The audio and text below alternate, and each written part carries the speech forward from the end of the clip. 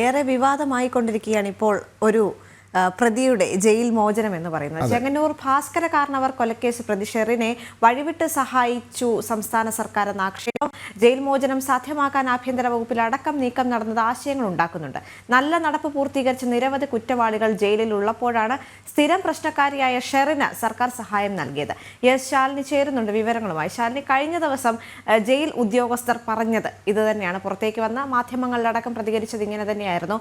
വഴിവിട്ട ഒരു സഹായവും ചെയ്തിട്ടില്ല, മാത്രവുമല്ല ഇവർ ഒരു പ്രശ്നക്കാരി ആയിരുന്നില്ല എന്നത്. പക്ഷേ സ്ഥിരം പ്രശ്നക്കാരി ആയിരുന്നു ഷെറിൻ. പക്ഷേ മറ്റ് പലരും ഉണ്ടായിരുന്നു പുറത്തേക്കിറങ്ങാൻ സാധ്യതയുള്ളവർ അല്ലെങ്കിൽ യോഗ്യതയുള്ളവർ. പക്ഷെ അവരെ എല്ലാം തഴഞ്ഞുകൊണ്ടാണ് ഷെറിന് ഇത്രയും ദ്രുതവേഗത്തിൽ തന്നെ ഇത്തരത്തിലൊരു സഹായം ലഭിക്കുന്നത്. മാത്രവുമല്ല മന്ത്രിസഭാ യുഗത്തിൽ കൃത്യമായി പെട്ടെന്ന് തന്നെ ഈ കാര്യങ്ങൾ എത്തുന്നു, നടപടിക്രമങ്ങളിലേക്ക് കടക്കുന്നു. ഇതെല്ലാം ഒരു വഴിവിട്ട സഹായമാണ് എന്നൊരു ആക്ഷേപമാണ് നിലവിൽ നിലനിൽക്കുന്നത്. എന്തൊക്കെയോ സംശയങ്ങൾ അല്ലെങ്കിൽ ദുരൂഹതകൾ ഈ ഒരു വിഷയത്തിൽ നമുക്ക് നോക്കിക്കാണാനില്ലേ? ശാലിനി, ഒരു മന്ത്രി തന്നെ ഇക്കാര്യത്തിൽ ഇടപെട്ടു എന്നുള്ള വാർത്തയും പുറത്തു വരുന്നുണ്ടല്ലോ.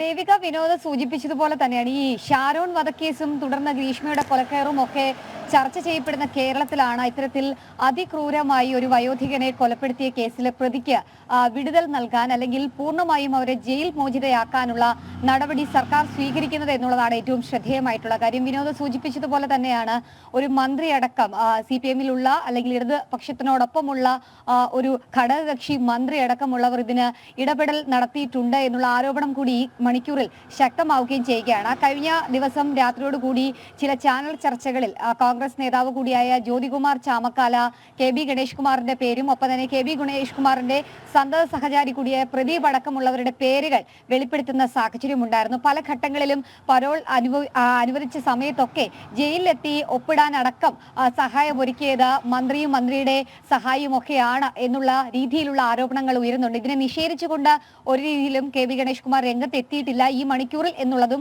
വസ്തുതാപരമായിട്ടുള്ള കാര്യമാണ്.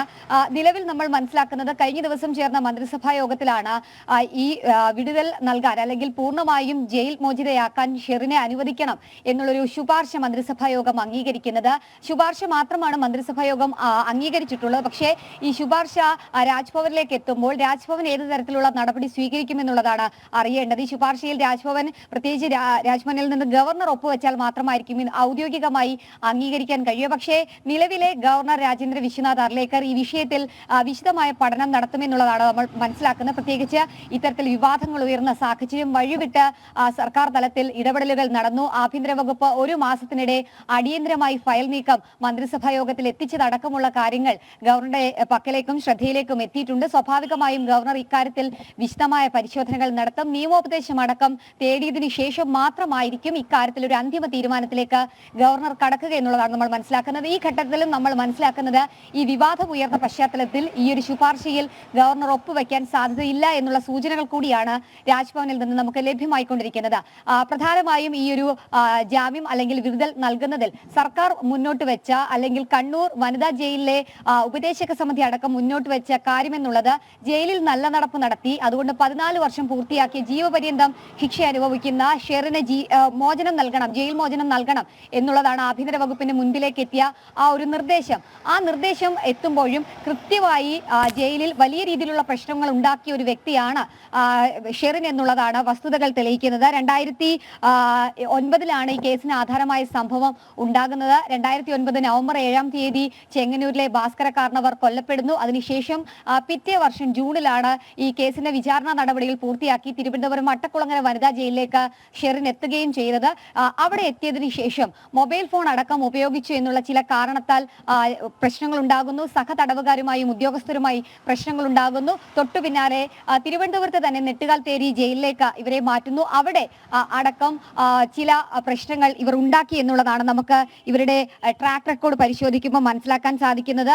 സഹതടവുകാരോട് പ്രശ്നങ്ങൾ ഉണ്ടാക്കിയത് മാത്രമല്ല, പരോളിൽ ഇറങ്ങുന്നതടക്കമുള്ള കാര്യങ്ങളിൽ വലിയ രീതിയിലുള്ള സ്വാധീനം ഉന്നത ഉദ്യോഗസ്ഥരുടെ ഭാഗത്ത് നിന്ന് ഉണ്ടാക്കിയിട്ടുണ്ട് എന്നുള്ളതാണ് നമുക്ക് മനസ്സിലാക്കാൻ സാധിക്കുന്നത്. ഒപ്പം തന്നെ ഷെറിൻ ഷെറിന് ജയിലിനുള്ളിൽ സുഖ സൗകര്യങ്ങൾ ഒരുക്കാൻ ഉന്നത ഉദ്യോഗസ്ഥരടക്കം ഇടപെടൽ നടത്തിയിട്ടുണ്ട് എന്നുള്ള വിവാദങ്ങൾ അന്ന് ചൂടുപിടിക്കുകയും ചെയ്തിരുന്നു. തൊട്ടു പിന്നാലെ വിയൂർ ജയിലിലേക്ക് അടക്കം ഇവരെ മാറ്റിയെങ്കിലും അവിടെ ഡോക്ടറുടെ ഇടപെടൽ മൂലം ഇവർക്ക് വെയിൽ കൊള്ളാതിരിക്കാൻ കുട അനുവദിച്ചതടക്കം അന്ന് വലിയ രീതിയിൽ കേരളം ചർച്ച ചെയ്യപ്പെട്ടതാണ്. പിന്നീട് വീണ്ടും അടിയന്തരമായി തിരുവനന്തപുരത്തെ വനിതാ ജയിലിലേക്ക് എത്തുന്നു. ഇതൊക്കെ ഉന്നത സ്വാധീനമാണ് എന്നുള്ള ആരോപണങ്ങൾ, വിമർശനങ്ങളൊക്കെ അന്ന് ഉയർന്നതുമാണ്. ഇതിന് പിന്നാലെയാണ് ഇപ്പോൾ 22-ലധികം വരുന്ന വനിതാ ജീവപര്യന്തം ശിക്ഷ അനുഭവിക്കുന്ന ആളുകൾ നിലനിൽക്കുമ്പോൾ അതിൽ 14 വർഷം പൂർത്തിയാക്കി എന്ന പേരിൽ മാത്രം ഇത്തരത്തിൽ ഷെറിന് ജയിൽ മോചനം അനുവദിക്കാനുള്ള സർക്കാർ നീക്കം എന്നുള്ളതാണ് ശ്രദ്ധേയമായിട്ടുള്ള കാര്യം.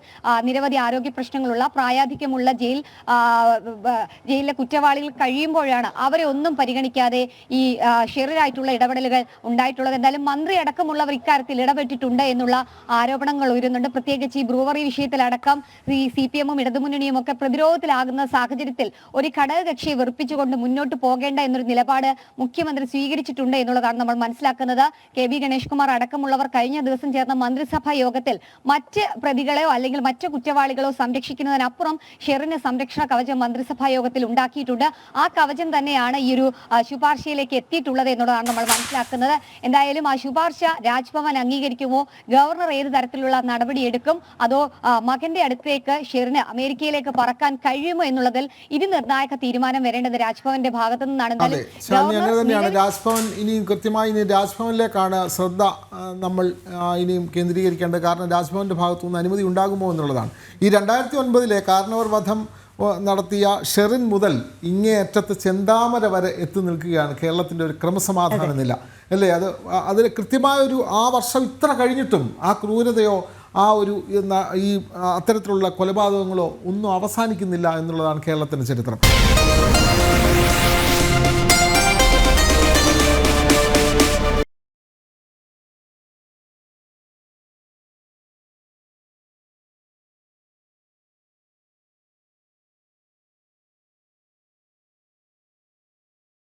പാഠപുസ്തക പരിഷ്കരണം ഇനി എല്ലാ വർഷവും നടത്താൻ ഒരുങ്ങുകയാണ് വിദ്യാഭ്യാസ വകുപ്പ്. 2, 4, 6, 8 ക്ലാസ്സുകളിലെ 128 title Malayalam, English, Tamil, Kannada medium പുസ്തകങ്ങൾക്കും അംഗീകാരം നൽകിയിട്ടുണ്ട്. ഏപ്രിൽ മാസത്തോടെ 10ാം ക്ലാസ്സിലെ പരിഷ്കരിച്ച പുസ്തകങ്ങൾ കുട്ടികൾക്ക് വിതരണം ചെയ്യാൻ ഒരുങ്ങുകയാണ് വിദ്യാഭ്യാസ വകുപ്പ്. ശാലിനി, എല്ലാ വർഷവും ഇനിയും പാഠപുസ്തകം മാറ്റാൻ പോവുകയാണ് എന്നാണ് പറയുന്നത്. എല്ലാ വർഷവും ഇങ്ങനെ മാറ്റിയാൽ കുട്ടികൾക്ക് സ്ഥിരമായി പാഠപുസ്തകങ്ങൾ മാറ്റിക്കൊണ്ടേയിരിക്കണം. ഇതൊക്കെ കൃത്യമായി എത്തിക്കാൻ കഴിയണം. ഈ പാഠപുസ്തകങ്ങൾ എല്ലാ വർഷവും മാറ്റുമ്പോൾ എത്ര ലക്ഷം രൂപയാണ് സർക്കാരിന് ബാധ്യതയായി വരുന്നതും, അല്ലേ? പക്ഷേ പാഠപുസ്തക പരിഷ്കരണ കമ്മിറ്റിയുടെ ശുപാർശ പ്രകാരമായിരിക്കുമല്ലോ ഇത്തരത്തിലൊരു തീരുമാനം. ശാലിനി. വിനോദ്, അത് തന്നെയാണ്. കാരണം സാമ്പത്തികമായി വലിയ രീതിയിലുള്ള പ്രതിസന്ധിയിൽ തുടരുന്ന സംസ്ഥാന സർക്കാർ, പ്രത്യേകിച്ച് പൊതുവിദ്യാഭ്യാസ വകുപ്പ് കഴിഞ്ഞ ദിവസങ്ങളിൽ നമ്മൾ കണ്ടതാണ്, ഹയർ സെക്കൻഡറി പരീക്ഷയടക്കം നടത്താൻ സ്വന്തം കീശയിൽ നിന്ന് പ്രിൻസിപ്പൽമാരും ഒപ്പം തന്നെ സ്കൂൾ അധികൃതരും പണം എടുക്കേണ്ട സാഹചര്യത്തിലേക്ക് ഒരു പരീക്ഷ നടത്തിപ്പെത്തിയത്. അവിടെയാണ് എല്ലാ വർഷവും പാഠപുസ്തക പരിഷ്കരണം നടത്തുമെന്നുള്ള മന്ത്രിയുടെ പ്രഖ്യാപനം എന്നുള്ളതാണ് ശ്രദ്ധേയമായിട്ടുള്ള കാര്യം. കഴിഞ്ഞ ദിവസം തിരുവനന്തപുരത്ത് കരിക്കുലം കമ്മിറ്റിയുടെ യോഗം ചേർന്നിരുന്നു.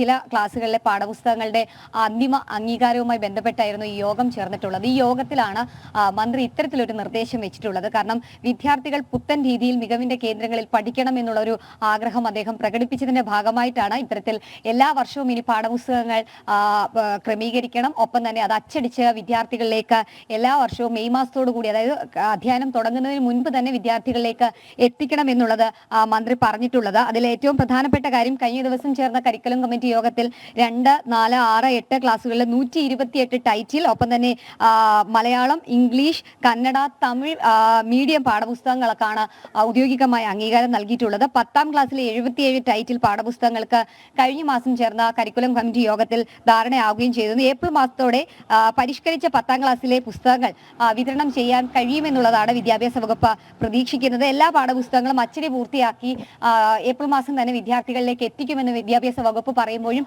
അത് എത്രത്തോളം പ്രായോഗികമാകുമെന്നുള്ളതാണ് കണ്ടറിയേണ്ടിയിരിക്കുന്നത്. പ്രത്യേകിച്ച് കടുത്ത സാമ്പത്തിക പ്രതിസന്ധി നേരിടുന്ന ഒരു കാലഘട്ടം, വിദ്യാഭ്യാസ വകുപ്പ് അടക്കം കടുത്ത സാമ്പത്തിക പ്രതിസന്ധിയിലേക്ക് കൂപ്പുകുത്തിയിരിക്കുന്ന പശ്ചാത്തലമൊക്കെയുണ്ട്. ഇതിനിടയിൽ എല്ലാ വർഷവും പാഠപുസ്തക പരിഷ്കരണം എങ്ങനെ നടക്കും, ആ പാഠപുസ്തക പരിഷ്കരണം നടക്കുകയാണെങ്കിൽ തന്നെ അതെങ്ങനെ അച്ചടിച്ച് വിദ്യാർത്ഥികളിലേക്ക് എത്തിക്കും, മന്ത്രിയുടെ വാക്ക് ഉറപ്പാകുമോ അതോ പാഴാകുമോ എന്നുള്ളതൊക്കെയാണ് ഇനി കണ്ടറിയേണ്ടത്. എന്തായാലും കരിക്കുലം കമ്മിറ്റി യോഗം കഴിഞ്ഞ ദിവസങ്ങളിൽ ചേർന്ന കരിക്കുലം കമ്മിറ്റി യോഗത്തിലാണ് ഇത്തരത്തിലൊരു പ്രഖ്യാപനം മന്ത്രി നടത്തിയിട്ടുള്ളത്. അതിന് മന്ത്രിയുടേതായിട്ടുള്ള ന്യായീകരണങ്ങളുണ്ട്. DG അടക്കമുള്ളവർ പങ്കെടുത്ത യോഗത്തിലാണ് ഇത്തരത്തിലൊരു പ്രഖ്യാപനം നടത്തിയിട്ടുള്ളത്. വിദ്യാഭ്യാസ വിദഗ്ധർ അടക്കമുള്ളവർ ഇത് അത്രയധികം പ്രായോഗികമല്ല എന്നുള്ള ചില സൂചനകളും ചില സാധ്യതകളും ഒക്കെ മുന്നോട്ട് വെക്കുകയും ചെയ്യുന്നുണ്ട്. എന്തായാലും കാത്തിരിക്കേണ്ടിയിരിക്കുന്നു. വിനോദ് സൂചിപ്പിച്ചതുപോലെ കടുത്ത സാമ്പത്തിക പ്രതിസന്ധിക്കിടയിൽ സ്വന്തം പരീക്ഷാ നടത്തിപ്പ് പോലും നടത്താൻ കഴിയാത്ത രീതിയിൽ വകുപ്പ് മുന്നോട്ട് പോകുമ്പോൾ ഈ ഒരു പരിഷ്കരണം എത്രത്തോളം പ്രാവർത്തികമാകും, പുസ്തകം അച്ചടി എത്രത്തോളം പ്രാബല്യത്തിൽ വരുമെന്നുള്ളത് കണ്ടറിയേണ്ടിയിരിക്കുന്നു.